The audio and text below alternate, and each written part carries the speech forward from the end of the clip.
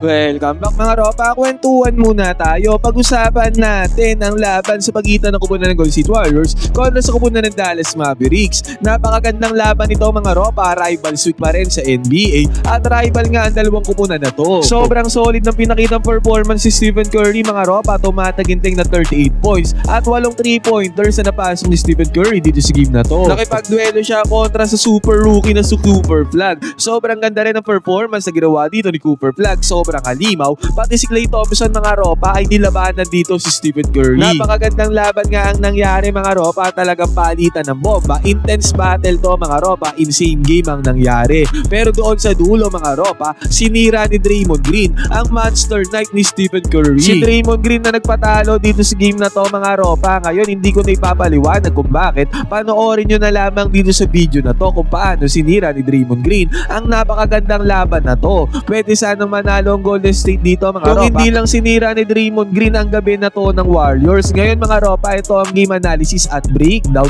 sa malahalimaw ng performance ni Stephen Curry at sa napakagandang laban sa pagitan ng Dallas Mavericks at Golden State. Simulan na natin to. Okay, game.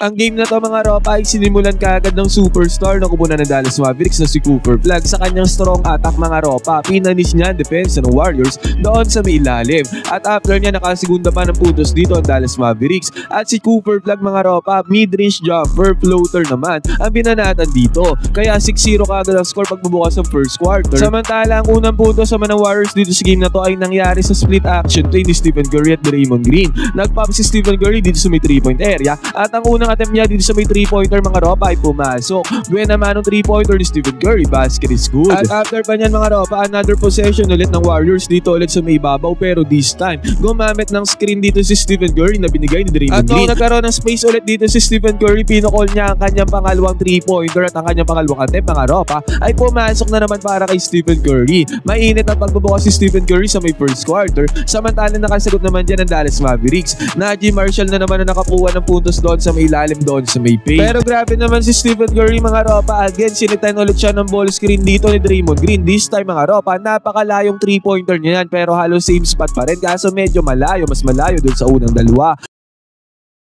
Pero still mga ropa, kalmado lang, konting space lang ang kailangan ni Stephen Curry. Pumukol siya ng pangatlong 3-pointer. At ang pangatlong 3-pointer dito ni Stephen Curry mga ropa ay pumasok. Basket is good. Samantala, nagkaroon naman ng maganda pasahan doon sa may loob ang kupunan ng Dallas Mavericks. Si Powell na nakakuha ng 2 points. At dito sa may transition mga ropa, ang dating player ng Lakers na si Max Christie ay nakakuha ng transition 3-pointer. Ice cut naman ang ginawa ni GP2 papunta doon sa migiring mga ropa para sa easy 2 points. Pero still, 17-11 ang score dito. Lamang dyan ng Dallas Mavericks. Nung pinasok na dito si Jonathan Kuminga mga ropa, nakahabol ang Warriors, nakakuha kagad siya ng 2 points doon sa may ilalim at after niyan pick and roll gameplay pa para sa 2 consecutive points. Nangiti na nga lang dyan si Jonathan Kuminga sa kanyang atake mga ropa at after pa niyan pass break points pa dito ni D'Anthony Melton, acrobatic shot para sa 2 points. 21-19 ang score mga ropa, lamang na dyan ang Warriors. Nakapuntos naman dito ang kupunan ng Dallas Mavericks sa katauhan ni Williams. Yun nga lang mga ropa, dito sa may transition walang kabog-abog. Pumukol dito ng 3-pointer itong si Al Horford.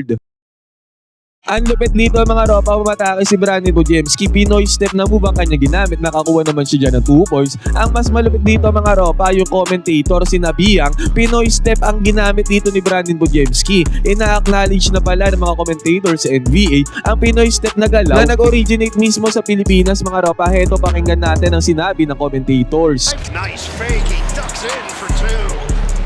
So many players going to that Pinoy step where they slow down on that last step completely. Tinabas naman dito ni PJ Washington ng first quarter sa kanyang top of the key 3-pointer. 27-24 natapos sa first. Lamang na 3 puntos ang Warriors. Pagbubukas sa second quarter, defense intensity ng Warriors mga ropa, nakakuha sila ng steal dyan. At si Quentin Post na nakakuha ng 2 points dito sa may fast break. Samantala si Klay Thompson naman ay nakapulot ng loose ball dito. Pinukol kaagad ni Klay Thompson ng 3-pointer para sa kanyang first points dito sa may game na to. 3-pointer mga ropa. Yun nga lang, Stephen Curry nag-turnover dito at si Ryan Nembhard ang nakapag-capitalize ng puntos dyan sa may fast break. Nag-attempt ulit ng 3-pointer dito si Scottie Thompson mga ropa, pero nagmintes yan. Pero grabe naman si Cooper Flag doon sa may lalim para sa slam dunk putback. Alimaw si Cooper Flag mga ropa. At again putback points na naman ang ginawa ni Cooper Flag dito sa may fast break. Quick 5 points para kay Cooper. At si Klay Thompson mga ropa, ang kanyang pangalawang 3-pointer ay napasok niya na dito. 36-31 ang score pagbubukas sa second quarter. Pero after ng timeout mga ropa, nagkaroon ng run dito ang Warriors. Pinanguna tinirahan niya ni Stephen Curry sa kanyang layup basket is good. At after niya si DeAnthony Melton ay nakakuha din ng puntos doon sa may lalim, doon sa may paint. Sunod-sunod na puntos nga ang ginawa dito ng Warriors mga ropa. At dito sa may transition, inatake ulit ni Melton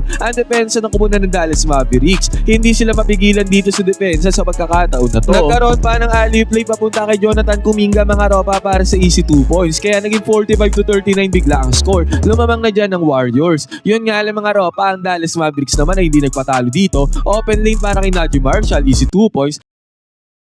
Pagka-kick out ng bola kay Max Christie dito sa may right side corner 3-pointer. Favorite niya itong mga side 3-pointers. Pumasok yan para kay Max Christie. At after nyan, left-handed attack pa. Ang ginawa dito ni Cooper Flag, left-handed layup. Nagkaroon din ng puntos dito si Brandon Williams mga ropa sa depensa ng Warriors. At nung na-kick outan ulit ng bola si Max Christie dito sa may right side mga ropa, favorite niya nga. Dalawa magkasara 3-pointers pa ang napasok dito ni Max Christie. Kaya naging 51-45 ang score mga ropa, paalitan ng lamang ang dalawang upunan. Nagkaroon pa ng magandang atake dito si Brandon Williams mga ropa. Again, grabe naman si Brandon Williams, ang galing umatake. At ang nangyari dito mga ropa, nakatyani ng 3-pointer si Guy Santos. At grabe talaga tong si Brandon Williams ng Dallas Mavericks. Nakakuha ulit siya ng good penetration dito para tapusin ang second quarter. 55-50 na tapos sa second quarter mga ropa, napangawakan ng Dallas Mavericks ang kalamangan.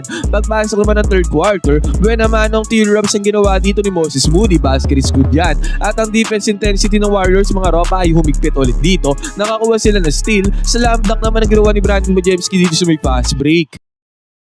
Nag-show naman si Stephen Curry dito sa may 3-pointer mga ropa, sabay atake, mid-range jumper ang pinasok dyan ni Stephen Curry. Nice drive ulit ang ginawa dito ni Brandon Bojemski, zigzagging his way through the defense. Easy 2 points para kay Bojemski. At na-kick outan ng bola si Moses Moody dito sa may right side mga ropa. Ilista na yan para kay Moses Moody. Kaya Warriors naman ang mayawak na lamang dito mga ropa, 63-59 ang score. Nakatyani naman ang 2 points sa kupunan ng Dallas Mavericks doon sa may lalim. Pero grabe naman yung ginawang pasa dito ni Draymond Green at napakagandang cut ni Stephen Curry para magkaroon ng easy 2 points layup dito sa may ilalim. Grabe nga ang laban na to mga ropa, paalitan ng bomba. Si Powell naman na nakakuha ng puntos dito para sa kupunan ng Dallas Mavericks. Ang gandang atake naman ang ginawa dyan ni Draymond Green mga ropa para sa easy 2 points, no problem. Samantala, nung pagkabasa dito kay GP2, left-sided hook shot ang ginawa dito ni GP2. 69-65 ang score dito sa may third quarter.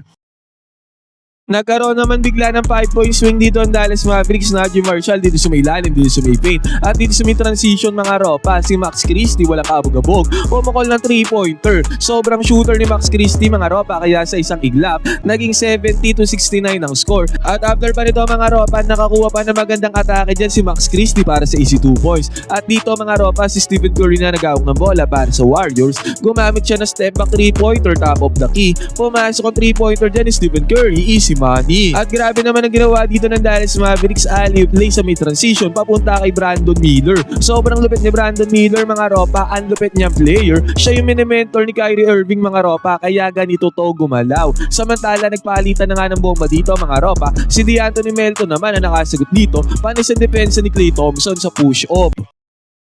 At again mga ropa, Brandon Miller na naman ang tumirada para sa kupunan ng Dallas Mavericks. Nagkaroon ng mismatch dito against kay Al Horford at tinirahan lang ni Brandon Miller dito sa may baseline ang depensa ni Al Horford. Sabi ko nga sa inyo mga ropa, parang Kyrie Irving ang galawan ni Brandon Miller, panis dyan ang depensa ni Al Horford. At ang malupit dito mga ropa, pagka-receive ng bola ni Stephen Curry dito sa may top of the key, walang kabog-kabog mga ropa, tumira siya ng top of the key 3-pointer. Dalawang sunod na 3-pointers para kay Stephen Curry mga ropa ay pumasok dito sa may top of the key. Basket is good. Kapalitan na nga ng bomba dito mga ropa, napakagandang kick out play pa ang ginawa ng Dallas Mavericks dito sa may right side. Sumagot sila sa 3-pointer ni Stephen Curry. At ang nangyari naman dito mga ropa, dito sa may transition, wala na, hindi na pinalapit ni Stephen Curry ang depensa, tinirahan niya sa malayo ang depensa ng Dallas Mavericks. Tatlong sunod na 3-pointers para kay Stephen Curry mga ropa ay pumasok. Sobrang lupit ni Stephen Curry. At ang mas malupit pa dito mga ropa, nagkaroon ng defensive presence dito ang Golden State Warriors. Nakakuha sila ng defensive stop dyan.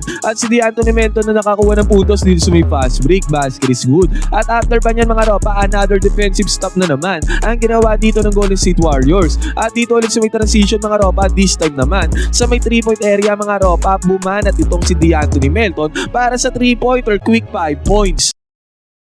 At ang third quarter na to mga ropa ay tinapos si Brandon Bujemski sa kanyang zigzagging move na naman mga ropa. Pasok na naman ang tirada dito ni Brandon Bujemski. Nalalo ang Warriors sa may third quarter na to. 89-84 ang score pagpasok ng final quarter. Pagbubukas sa fourth quarter mga ropa, sinimulan to ni Max Christie sa kanyang napakagandang atake.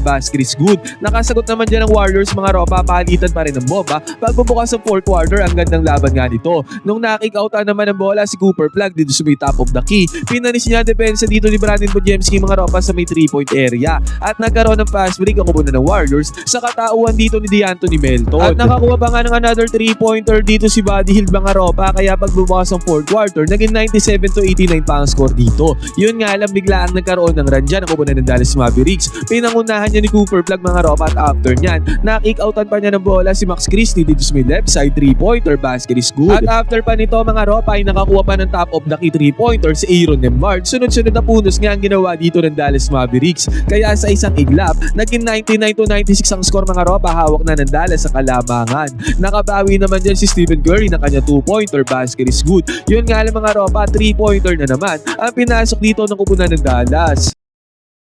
Pero grabe ang ginawa dito ni Stephen Curry dito sa may top of the key mga ropa. Sumagot ulit siya ng kanyang atake. Top of the key 3-pointer naman ang pinasok dito ni Stephen Curry. Walang 3-pointers nga nagawa niya dito sa may game na to mga ropa. Naging 102-101 ang score mga ropa, kalagitnaan ng fourth quarter, bakbakan ng dalawang kupunan. Pero sa pagkakataon na to mga ropa, heto na ang nangyari kay Draymond Green. Una, nagkaroon siya ng foul doon sa may lalim, at after nyan mga ropa, nagkaroon siya ng flagrant against kay Powell, at dahil diyan nagkaroon ng free throws ang kupunan ng Dallas Mavericks. Nakuha ng Dallas ang momentum mga ropa. At after pa niya, na-foul pa niya si Max Christie doon sa may lalim. Defensive foul mga ropa sa loob lamang na wala pang isang minuto. 3 fouls ang nakumit dito ni Draymond Green. Nakasira yan ng momentum ng Warriors mga ropa, at nakagain naman ng momentum dito ang Dallas Mavericks. At ang masaklap pa nga dito mga ropa ay nakikipagsagutan pa dyan si Draymond Green na nakasira talaga sa laro ng Warriors. At after nyan mga ropa, nagkaroon na ng momentum dito ang Dallas Mavericks. Sunod-sunod na puntos na ang ginawa dito ng kupunan ng Dallas mga ropa. Momentum ay napunta nga sa kanila.